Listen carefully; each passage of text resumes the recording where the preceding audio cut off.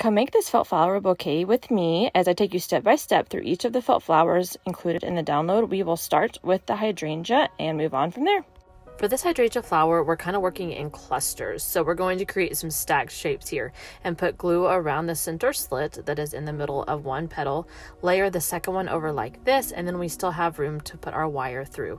So I'm going to do 2 clusters for each short wire, and then I will slide it on because there's still a slit available. If you need to recut that with scissors, you can. Put some glue around and then pinch up and around that middle wire, and then just fold it up and hold it. So we have a little cluster of a hydrangea on the end of this stem.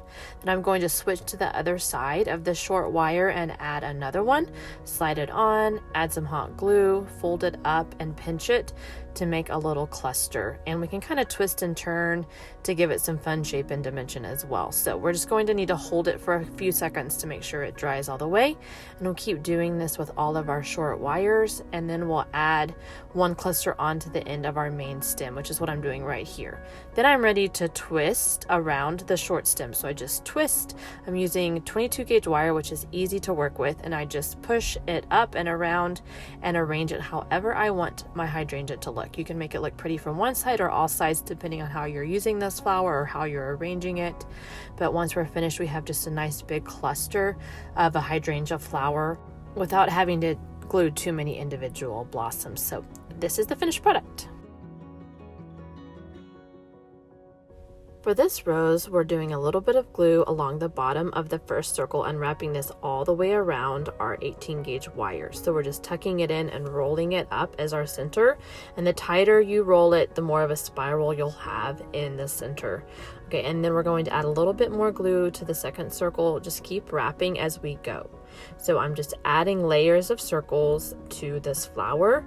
And as I add more and more petals, I can either keep doing them just like this to where they're kind of gently layered around, or I can start pinching them at the bottom to give a little bit more of the pop out that we like to use as we pinch that petal at the bottom. So this is what I'm doing here. I'm just adding the petal to the stem to the bottom of the flower and pinching pretty hard and then holding it for a few seconds, and that causes the flower to kind of pop out and adds a lot of dimension. So you can do this a little bit or a lot depending on the look you want. I did a lot here just because I really like this fun layered look, and you know, it's just cute, and it's just a fun way to use circles to get creative.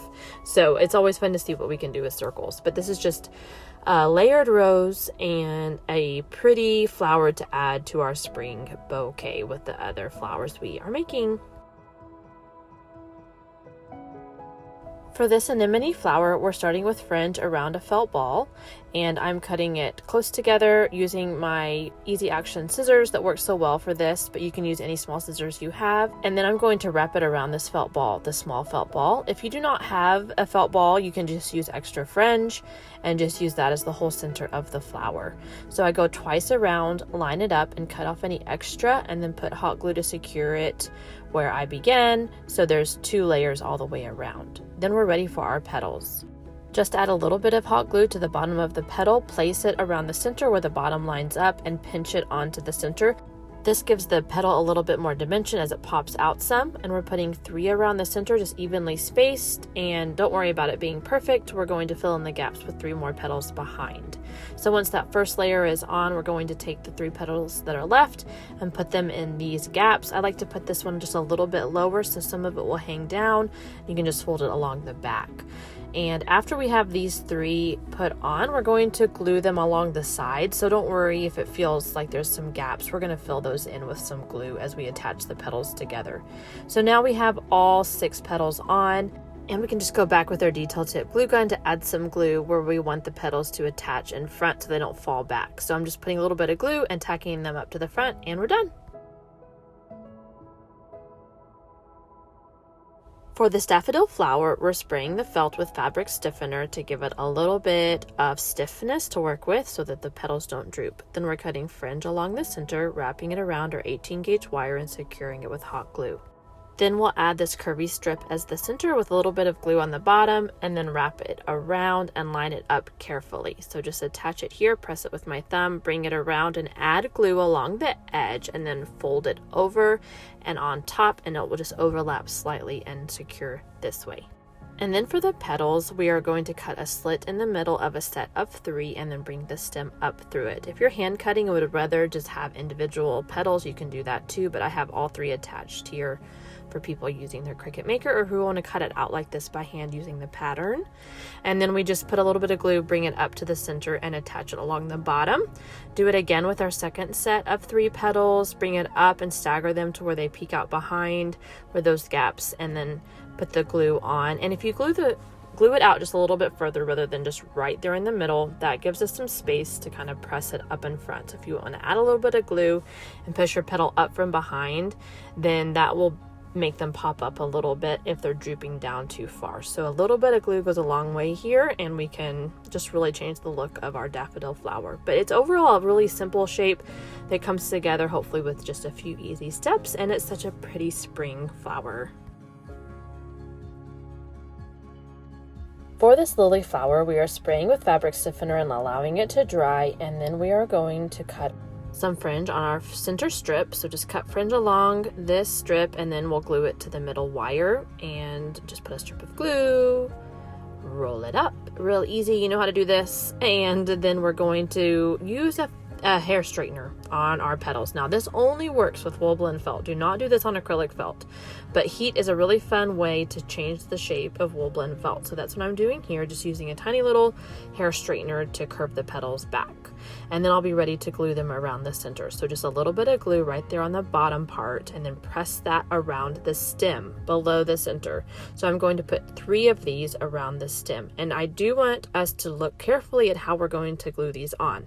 So for now we can just space them around. They will overlap some, and then we're going to go back and layer them a specific way. I want one side of the petal to be above and one side of the petal to be behind. So for this petal, we're doing that one in front and that one behind, and then looking to the other side, we're going to switch it the opposite way. Okay, so I don't want one petal to both have sides on top. I want one to be behind and one to be in front. So we're just using glue to attach them this way around the center. Okay, so that gives us like a natural look to where one petal is not going to dominate the rest. And then we're going to add 3 behind. So we just add glue at the bottom, pinch it onto the wire in between the 2 that are in front. And this is a lot easier. We're just kind of using these as a backdrop to the front 3 petals. So just glue them quickly around the stem. Don't use too much glue or you'll burn your fingers. You do be careful while you're adding this to the stem not to squeeze out glue onto yourself. But that Sure Bonder detail tip glue gun helps a lot with this. And then we can go back with our hair straightener and with our glue to add our finishing touches. We can glue the petals up a little bit higher if they need to be attached a little bit more. And then we can also come back with our hair straightener and add a little bit more curve to the petal to get the finished look we want. So it's a fun, simple lily, and I just think it's a pretty addition to a bouquet or an arrangement of other flowers. And yeah, we are good to go on this one. To add a stem to a finished flower, we're taking an 18 gauge wire and our jewelry pliers, and we're just starting a spiral to get it going, and then use our fingers to finish it up to get the size we want. Then we're going to push that wire up and across the center over the opposite side, push our pliers down in the middle, and then fold up and back, and then that stem just comes out straight down the middle. It's confusing to explain, but hopefully you get the hang of it after a few tries. It's just a great way to add a stem to a finished flower. Then we can add the back on after that.